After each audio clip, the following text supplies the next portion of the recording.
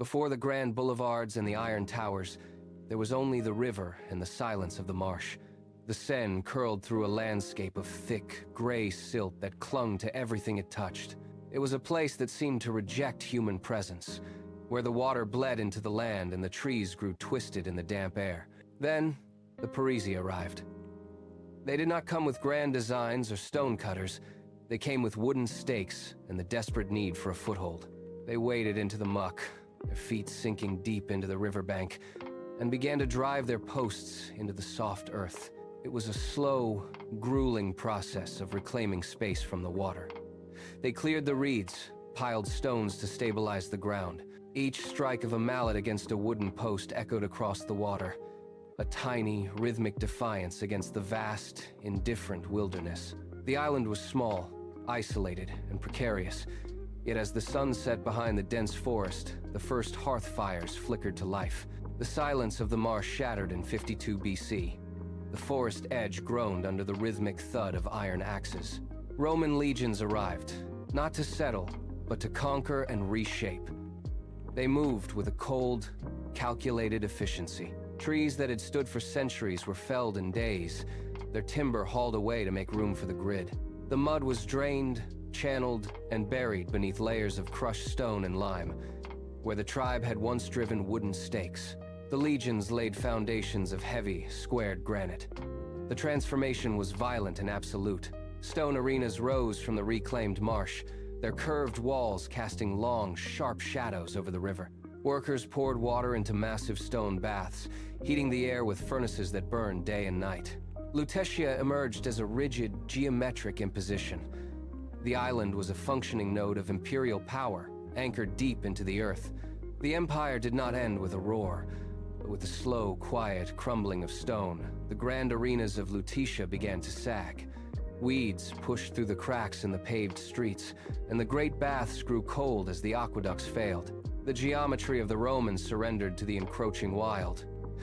Then, in 508 AD, the rhythm of the city changed again. The sound of heavy cavalry replaced the silence of the ruins. Clovis the Frank marched his forces into the heart of the settlement, his arrival marking the death of the old imperial order and the birth of a new authority. He did not look at the decaying stone as a relic, but as the foundation for his own ambition. He claimed the island, declaring it the capital of his kingdom. The city shifted from a distant outpost of a dying empire to the center of a rising power. Workers began to salvage the fallen masonry, repurposing the Roman blocks to build walls that would enclose the growing population. The era of the Franks had solidified. Centuries of expansion demanded a new center of gravity. In 1163, the city turned its gaze toward the sky. Masons and laborers swarmed the riverbank, their hammers ringing against limestone until the air hummed with the sound of progress.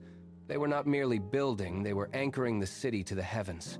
Massive blocks were hauled from deep quarries, their weight testing the strength of every rope and pulley. The work was relentless. One afternoon, a primary support beam groaned under the pressure, threatening to send a ton of carved stone crashing into the mud below. Men scrambled, shouting commands, bracing the timber with iron spikes until the structure held. The tension broke, replaced by the rhythmic, steady pace of construction. Slowly, the skeleton of Notre Dame began to rise. It was a jagged, soaring lattice of white stone that cut through the gray clouds. As the ribs of the nave reached upward, the city below seemed to shrink in comparison.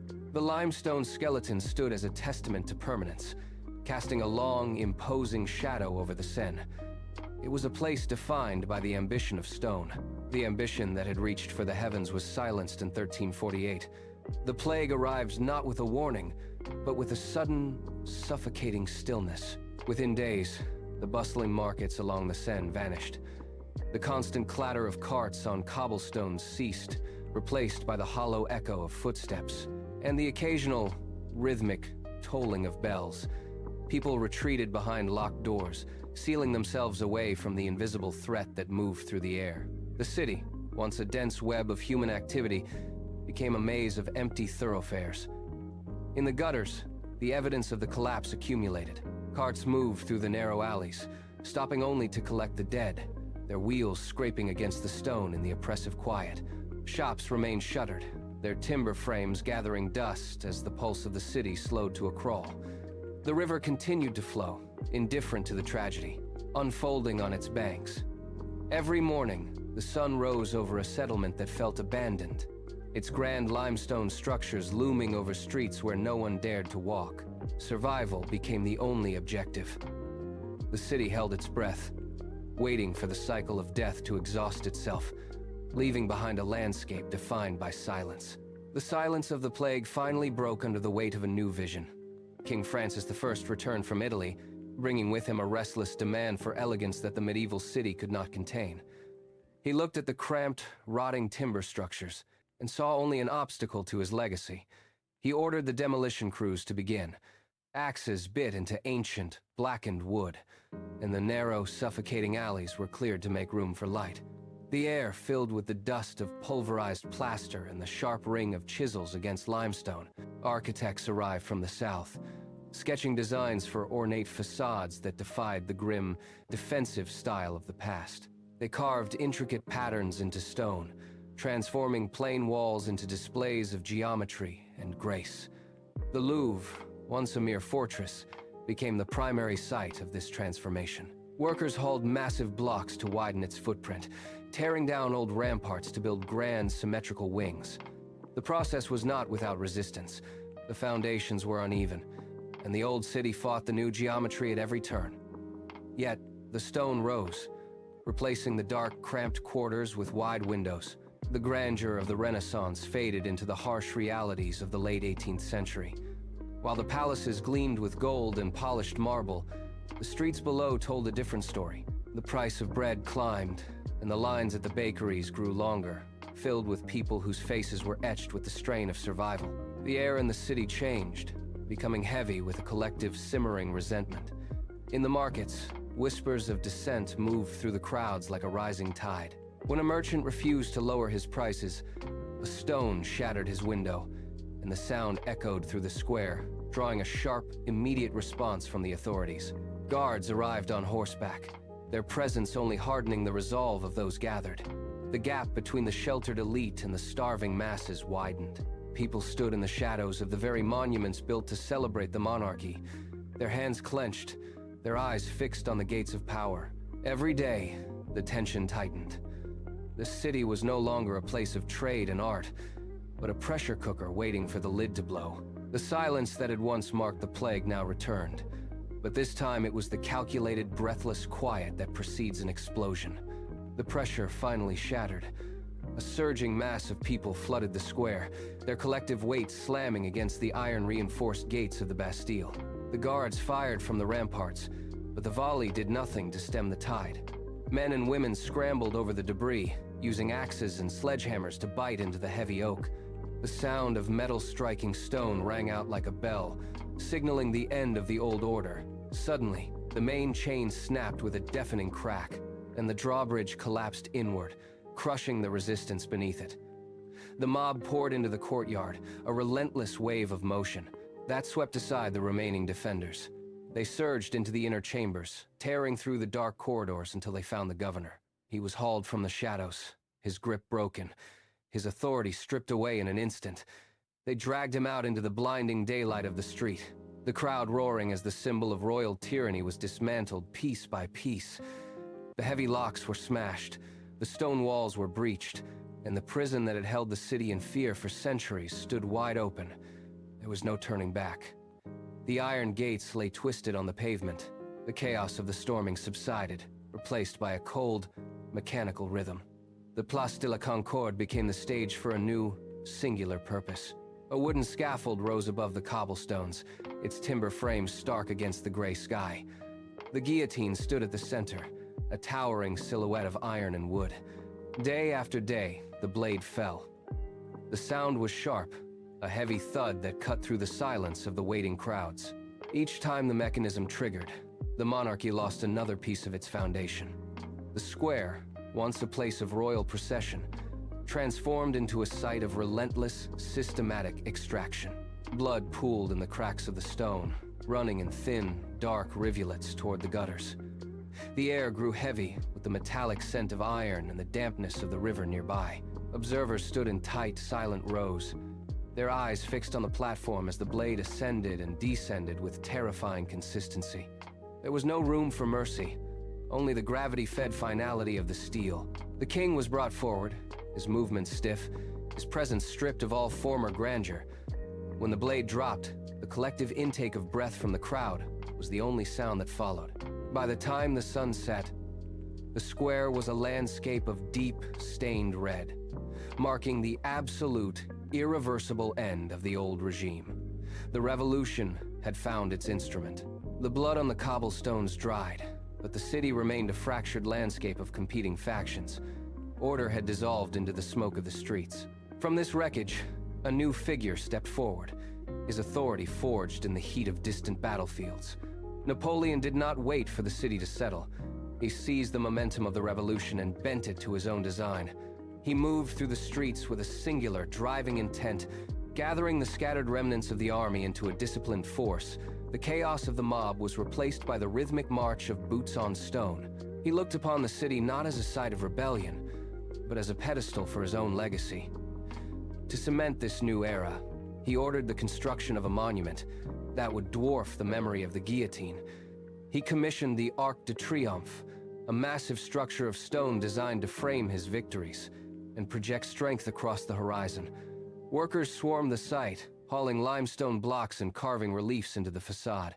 The structure rose rapidly, a defiant statement of permanence. The age of the citizen had been eclipsed by the age of the emperor. The city remained a labyrinth of narrow, suffocating alleys where sunlight rarely touched the ground. Baron Haussmann arrived with a map and a mandate to erase the past. He stood before the dense, tangled quarters and signaled the start of the purge. The wrecking ball swung, a heavy iron sphere that shattered stone walls and timber beams with a single, thunderous impact. Dust billowed into the air, coating the streets in a thick, gray shroud that choked the remaining structures. Teams of workers swarmed the ruins, prying apart the debris of centuries to clear a path for the new order. Where dark, winding passages once blocked the flow of life, wide, straight boulevards began to carve through the heart of the capital. Buildings collapsed in controlled cascades, their histories reduced to piles of broken masonry. Haussmann watched as the horizon opened up. Gas lamps gleamed. A grand vista bloomed. The wide boulevards were barely settled when a new, jagged silhouette began to climb toward the clouds.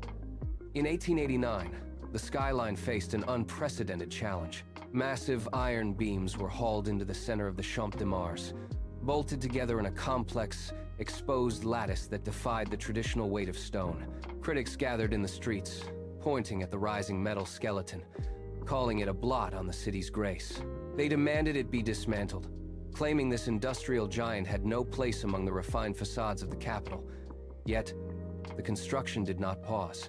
Riveters worked at dizzying heights, their hammers echoing across the river, driving home thousands of bolts into the iron frame. The structure climbed higher, a web of dark metal that seemed to vibrate against the sky. It did not hide its mechanics. It flaunted them. As the final sections were hoisted into place, the critics fell silent. The tower pierced the clouds, a triumph of engineering that rendered the surrounding buildings small and static. It stood as a defiant, permanent mark of the industrial age, mocking the skepticism that had tried to stop its ascent, forever altering the perspective of the capital. The era of industrial pride shattered under the weight of global conflict. Sirens cut through the night, replacing the hum of the city with the sharp, rhythmic pulse of alarm. Bombs fell, turning limestone facades into piles of jagged debris and filling the air with the acrid scent of smoke and pulverized brick. The streets, once wide and orderly, became scenes of barricades and heavy boots. Occupying forces marched past the monuments, their presence a cold shadow over the boulevards. Yet, the city refused to yield to the pressure of the wreckage. Beneath the surface, residents moved through the dark, keeping the heartbeat of the capital alive in cellars and hidden rooms. When the shelling stopped, the silence that followed was not one of defeat, but of survival. Workers emerged from the dust, clearing the shattered glass from the roads, and pulling stones from the ruins to patch the holes in the city's skin. Every crater was filled, every broken window replaced with makeshift boards. and every scar was treated as a testament to the endurance of the stone. The city had been tested by fire and steel, forced to witness the collapse of its own peace, yet it remained standing. It held its ground against the tide of destruction, proving that the foundation was far too deep to be broken. The life of the streets surged forward with renewed, quiet intensity. The smoke of the past has long since cleared, leaving behind a city that wears its history in the grain of its limestone. Tonight, the Seine flows with a steady, rhythmic pulse, mirroring the golden glow of street lamps that trace the path of the old boulevards. The water catches the light, shimmering against the dark stone quays, creating a bridge between the centuries. Every bridge, every arch, and every corner of the city holds the memory of the fire that forged it and the revolutions that reshaped its soul. There is a profound stillness in the air now, a quiet confidence that only comes after surviving the rise and fall of empires. The iron lattice of the tower stands tall in the distance, a silent sentinel watching over the riverbanks. Below, the city breathes, its lights flickering like embers. The streets are alive, moving with the same restless energy that once stormed the Bastille and marched through the gates of the capital. As the night deepens, the reflection on the water remains unbroken, a living testament to the spirit of a people. The lights continue to burn, marking the end of the journey.